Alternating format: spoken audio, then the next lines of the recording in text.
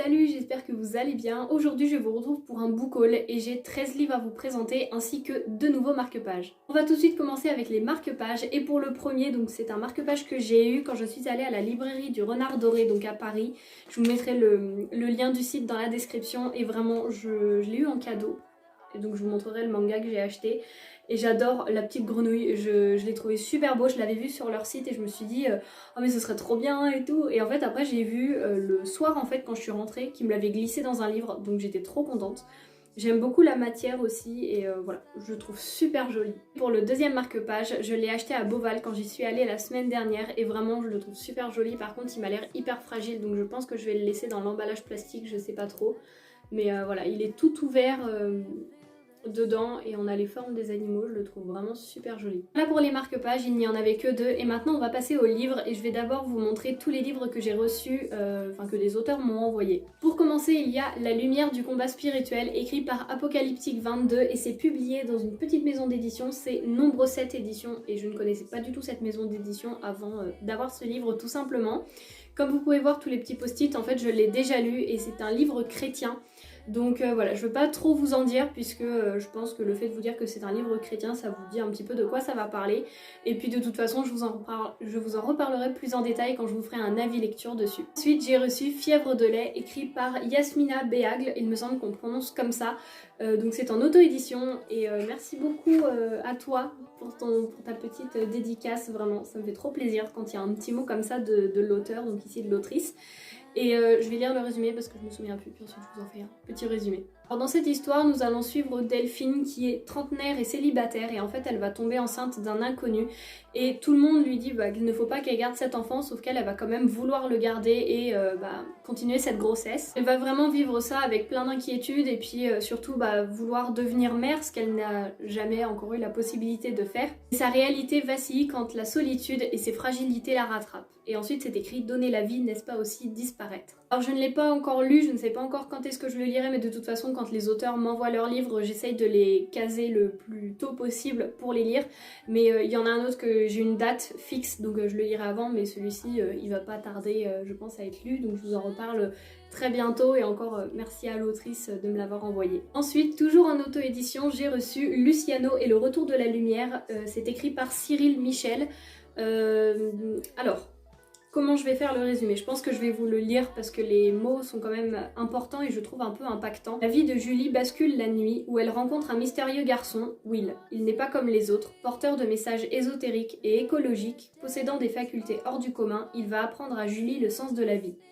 Aussi, il est recherché par les services secrets européens, mais Will cache un lourd secret, ou plutôt une évidence, le monde est condamné. Une traque qui dure depuis de nombreuses années va enfin prendre fin.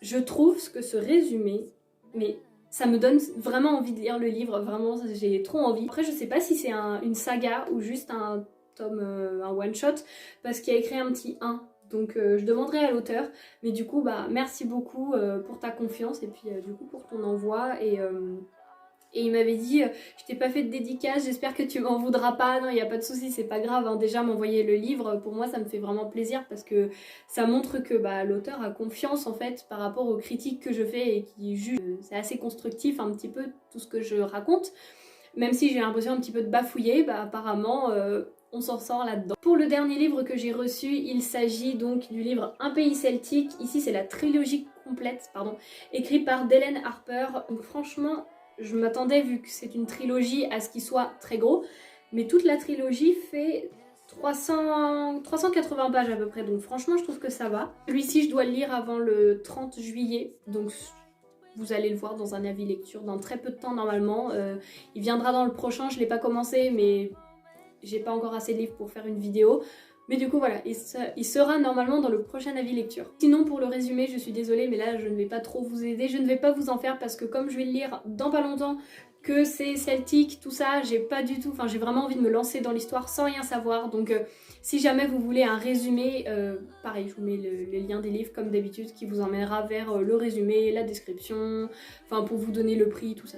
Et ensuite je suis allée à pas une rencontre, mais vous voyez quand il y a plusieurs auteurs qui se rassemblent pour présenter leurs livres, etc. Du coup j'ai acheté Pour exister encore, écrit par Martine Duchesne, ou Duchesne, je sais pas comment est-ce qu'on prononce. Et c'est publié dans la maison d'édition Nouveaux Auteurs, donc il me semble que c'est une maison d'édition qui est assez récente, mais peut-être que je me trompe. Et en fait, j'ai eu une dédicace, mais je n'arrive pas à la lire. Enfin, j'arrive à en lire une ligne sur deux, et j'ai demandé à des personnes autour de moi, et voilà, il y a des mots on n'arrive pas à décrypter, mais bon, c'est pas très grave, j'ai un petit mot de l'autrice, c'est sympa. Et pareil, je vous ferai pas de résumé parce que je l'ai lu, enfin j'ai lu le résumé au moment où je l'ai acheté. Je l'avais trouvé super intéressant. Il me semble qu'on est sur un fond historique, mais je ne suis plus sûre du tout. Et voilà. Mais encore une fois, si vous voulez plus de détails sur le livre, vous savez que tout est dans la description. J'ai eu un autre cadeau pour mon anniversaire d'une amie qui m'a apporté un livre et je suis super contente, vraiment, ça m'a fait trop plaisir. C'est Les années du silence, écrit par Louise Tremblay Dessiambre et c'est publié...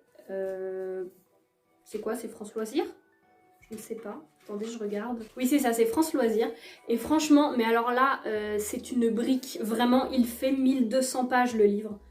Il en fait 1280. Quand est-ce que je vais avoir le courage de le lire, ça je ne sais pas. Mais vraiment, il a l'air super intéressant. Pour le résumer, on est en 1942 et on va suivre Cécile, c'est ça, qui a bientôt 18 ans et en fait elle va quitter la ferme de ses parents et également son fiancé puisqu'elle est enceinte. Et au même moment on va suivre un autre personnage il me semble, donc Roland, qui est envoyé à l'hôpital de la Miséricorde pour dissimuler une grossesse tout aussi honteuse. Et donc après les deux jeunes filles sont recluses à l'orphelinat et elles vont subir les affres du silence. Je vous lis un petit peu parce qu'il y a des termes que je vais bafouiller si je vous les redis comme ça. Le silence qui marque brutalement la fin de leur jeunesse, dans la tourmente, l'amitié entre les deux jeunes filles pourra-t-elle les aider à surmonter ces épreuves? Alors déjà je trouve l'idée que ce soit une amitié comme ça très intéressante. Je pense que je vais beaucoup en apprendre sur les personnages, beaucoup les suivre et donc j'espère m'attacher à eux quand même. Et en plus que ce soit en 1942, il y a tout quand même le contexte de la guerre, etc. Donc je trouve que c'est vraiment bien et il m'intrigue énormément ce livre. Donc voilà, merci encore à la personne qui me l'a offert, elle se reconnaîtra. Pour continuer avec les livres que j'ai achetés, j'ai pris Si loin si proche, écrit par Françoise Bourdin et publié dans la maison d'édition Belfond. Et c'est le tome 2 de Grand Paradiso qui est juste là. Je me suis tapée dans les lunettes et comme vous pouvez le voir en fait la couverture est un peu similaire. Et ils ont sorti les deux en poche, mais moi je voulais pas acheter le tome 2 en poche parce que je voulais la même collection. Et il y a un intégral qui est sorti qui est juste magnifique. D'ailleurs, je vous en avais parlé dans mes recommandations des livres d'été. Je vous avais dit que j'attendais que la personne de ma famille ait fini de le lire parce qu'après elle avait dit qu'elle me le donnerait. Sauf que bon, je me dis, j'ai quand même vraiment envie de découvrir le tome 2 et je l'ai trouvé à Easy Cash à 4 € je crois au lieu de 21. Donc franchement je suis quand même trop contente et dans cette édition là je me suis dit prends-le Camille. Alors pour vous faire un résumé du tome 1, on va suivre Lorenzo qui va complètement changer de vie lorsqu'il va recevoir un héritage, il me semble que c'est ça, oui c'est ça, un héritage, donc il va recevoir des hectares et des hectares de terrain en friche et il va vouloir réaliser donc un petit peu son paradis. Il va vouloir construire un zoo et également reconstruire sa vie, donc on va suivre toute cette histoire quoi, et c'est vraiment quelque chose que j'avais adoré par rapport au rapport à l'animal, les explications et même le personnage. Je sais pas, j'avais beaucoup aimé cette histoire et j'en attendais pas du tout autant et c'est pour ça que j'avais vraiment envie de lire le tome 2. Mais en soi le tome 1 peut se suffire à lui-même, il me semble, parce que moi je n'étais pas au courant qu'il y avait un tome 2 et c'est après que je me suis rendu compte. Et il y a une mouche qui tourne depuis tout à l'heure, du coup si vous la voyez passer c'est normal. Donc voilà, tout ça pour vous dire que j'ai vraiment hâte de le lire et en plus c'est écrit hyper gros et super espacé, donc ça va se lire assez rapidement je pense. Il fait 260 pages donc franchement ça va. Après quand est-ce que je le lirai ça je ne sais pas, mais du coup j'ai le tome 2. J'ai ensuite le tome 1 de Terrarium écrit par Yuna Hirasama et c'est publié chez Glénat et pareil je ne vous ferai pas de résumé. Donc c'est pas moi qui l'ai acheté parce que c'est pour mon père, mais en même temps j'ai dit écoute je vais le mettre aussi dans ma bibliothèque, j'ai aussi envie de le lire. Je ne sais pas du tout de quoi ça parle, donc il y a une histoire avec un petit robot, mais la couverture je la trouve juste trop belle. Je sais même pas à quoi ressemblent les illustrations. Ah si oui, vous voyez un petit peu le genre d'illustration qu'on peut y retrouver. Juste vous lire la petite phrase qui est écrite à la fin du résumé, c'est pas long mais j'ai pas envie de le lire.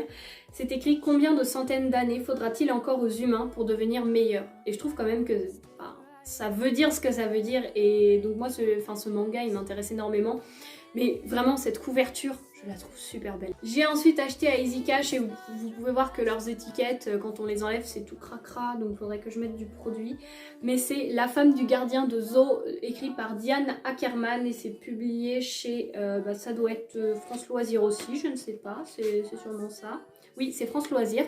Donc là, on est pareil sur un contexte, avec un contexte historique de la guerre, de la Seconde Guerre mondiale. Et c'est avant que la guerre éclate, il y a Jeanne, je sais pas comment on prononce, c'est J-A-N, et Antonia qui dirigeaient le zoo de Varsovie et leurs animaux ils ont pas survécu à tout ce qui s'est passé. Et en fait l'idée ça va être, ils vont vouloir élever du bétail pour pouvoir nourrir les troupes mais aussi les habitants du ghetto. Et avec le réseau de souterrains reliant les cages, ils décident d'y cacher des juifs et de les aider à fuir la Pologne. Et voilà, en fait c'est toute cette histoire. Et je pense que ça a l'air super bien parce que d'un côté on parle d'un zoo qui n'est plus vraiment un zoo mais en même temps qui sert, qui est utile. Et je trouve que moi j'ai jamais vu de livre qui abordait la guerre de cette façon là et j'ai trouvé ça super intéressant. Il était pas cher du tout, je crois que je l'ai payé 1,99€, enfin 2€, et je me suis dit écoute pourquoi pas, parce que j'aime de plus en plus en fait les livres où il y a un contexte historique, quand c'est pas que sur la guerre mais qu'il y a une histoire aussi derrière. Et donc là je trouvais ça hyper intéressant. J'ai ensuite acheté donc un troisième livre à Easy Cash. Il s'agit d'un classique, c'est Le meilleur des mondes écrit par Aldous Huxley et là c'est publié chez Pocket. Donc là on va être dans une civilisation future où tout est hiérarchisé, tout est classé. Les bébés ne naissent plus naturellement mais ils sont créés et ils sont classés avec alpha, bêta. Et après, je ne sais plus les autres catégories, les autres hiérarchies. Les alphas qui sont l'élite dirigeante. Ensuite, il y a les castes inférieures qui sont conditionnées pour se satisfaire pleinement de leur sort. C'est une société où la famille et les sentiments sont complètement bannis en fait. Et à la fin, c'est écrit le meilleur des mondes est possible. Aujourd'hui, il nous paraît même familier. Donc je connais l'histoire, à peu près de quoi ça parle parce qu'on en a vu des exposés, on l'a étudié, etc. Mais j'avais quand même vraiment envie de le découvrir c'est un livre très intéressant et puis c'est quand même un classique que j'ai envie de découvrir. Alors je ne sais pas si... oui, c'est de la dystopie. J'allais dire, je ne sais pas si c'est de l'anticipation ou de la dystopie. Je pense qu'on peut dire les deux. Mais je veux pas dire de bêtises, donc je resterai sur la dystopie, ça j'en suis sûre. Deuxième manga, c'est celui que j'ai acheté à la librairie du Renard Doré. Je l'aurais pas pris là-bas, je l'aurais pris ailleurs, obligé parce que je veux absolument le lire. C'est le tome 1, c'est Lonely World, écrit par Iwatobi Neko et c'est publié chez Clown. Oui c'est ça. Je sais pas si on le prononce, mais il me semble qu'on le prononce Clown. Donc voilà. Je bug un peu parfois sur les maisons d'édition, puis même surtout, vous l'aurez remarqué. Je vais vous montrer... Voilà, un peu les illustrations, comment est-ce qu'elles sont. Et puis même la couverture, j'aime beaucoup dans les tons des couleurs, les petits personnages, tout ça. Et ça me fait énormément penser à Mortal Engine. Le résumé, ça va être très rapide, mais c'est vraiment en fait une société où les robots qui sont des golems, ils sont vraiment autonomes, ils sont créés pour remplir toutes les fonctions de la société, même sans les humains, ils n'en ont pas besoin. Et il y a cette petite fille qui s'appelle Shii. Et en fait, elle erre seule dans la ville, elle ne sait pas, elle regarde, il y a tous les golems qui la fixent en silence, elle a peur, elle trouve que ces machines sont effrayantes. Et il n'y a aucun autre humain, donc elle est un peu perdue. Et il me semble justement qu'il y a un des golems qui la prend avec lui pour l'emmener chez son maître ou à un truc du genre. Mais du coup, ça m'a fait penser à Mortal Engine parce que l'histoire est un petit peu la même, je vous dirai pas pourquoi, mais voilà. Et voilà, j'avais envie de le découvrir et puis vraiment j'adore la couverture. Ensuite j'ai trouvé sur Vinted Et ils meurent tous les deux à la fin, c'est écrit par Adam Silvera et c'est publié chez Robert Laffont, oui c'est ça, dans la collection R. Et en fait on va suivre deux personnages, alors je vais pas lire le résumé donc si c'est pas exactement ça et que vous l'avez lu ou vous connaissez l'histoire, ne me tapez pas. Donc c'est deux personnages qui vont mourir dans moins de 24 heures. Ils reçoivent un appel ou un message je crois en disant bon bah voilà, il ne reste plus que 24 heures à vivre, après vous allez mourir. Il existe une application justement pour ces personnes, pour se rencontrer et vivre un peu leurs derniers jours ensemble. Et donc il me semble qu'on est sur un roman LGBTQ+. Il me semble que je n'oublie pas de lettres, mais sinon je suis désolée. Donc c'est une romance avec les deux garçons. On va suivre toute cette histoire sur une seule journée et je me dis comment... Est-ce que ça va être, sachant que si on aime l'histoire, on s'attache aux personnages, eux ils vont s'attacher, je pense, l'un à l'autre. Ensuite, on sait qu'ils vont mourir, enfin, tout c'est écrit dans le titre, après je pense que je sais pas, mais voilà. Donc je pense qu'on a aussi ce truc de se dire faut pas qu'on s'attache parce qu'ils vont mourir, mais en même temps bah on est dans l'histoire et voilà, j'ai vraiment envie de découvrir ce livre. Apparemment il a fait pleurer beaucoup de personnes, donc je pense que je vais y passer aussi, mais je vous en reparle bientôt quand je l'aurai lu quoi. Mais voilà, il me tente énormément, ça fait un moment que je voulais le lire et là je l'ai trouvé vraiment pas cher sur Vinted et enfin vous pouvez voir hein, il est en état vraiment nickel, donc je suis trop contente de l'avoir trouvé. Et on va terminer avec une BD, il s'agit des Sœurs Grémillet, le tome 2. Donc c'est de Di Gregorio Barbucci et c'est publié dans la maison d'édition Dupuis et je suis trop contente puisque le tome 1 qui est, je crois que vous le voyez, non vous le voyez pas mais il est derrière moi, je l'avais adoré, j'ai trouvé cette histoire hyper touchante et en plus les illustrations sont magnifiques, je trouve que ça ressemble vraiment au carnet de cerises. Et donc voilà, je vous montre un petit peu, mais je trouve ça juste super joli. Et là, ils ont sorti le tome 2. Je me suis dit vraiment, j'ai trop envie de le découvrir. Donc dans la première histoire, il me semble qu'on a suivi ce personnage-là qui s'appelle Cassiope. Et il me semble que c'est elle, et puis on suit son histoire à elle. Donc il me semble qu'on suit l'histoire de Sarah. Je ne lis pas le résumé, vraiment je peux que vous conseiller cette bande dessinée parce que autant pour les illustrations que pour l'histoire, c'est vraiment beau, c'est vraiment magnifique. Les personnages, ils sont tellement attachants, vraiment j'adore. Moi cette BD, ça a vraiment été un coup de cœur pour la première, donc j'espère que, enfin j'en doute pas, que la deuxième sera pareille. Et avec, j'ai eu un carnet. Le petit carnet qui va avec, je suis absolument trop contente, donc je vous le montre un petit peu. C'est le carnet en fait qui va avec la BD. Alors je sais pas si c'est en tirage limité, mais moi j'ai vu ça dans le magasin que je l'ai pris, j'ai dit faut que je le prenne quoi.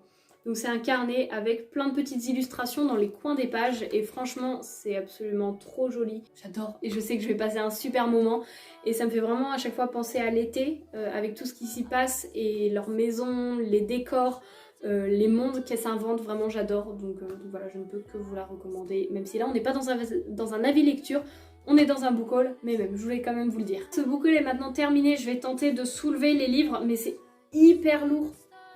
Voilà, et encore je peux pas tout soulever.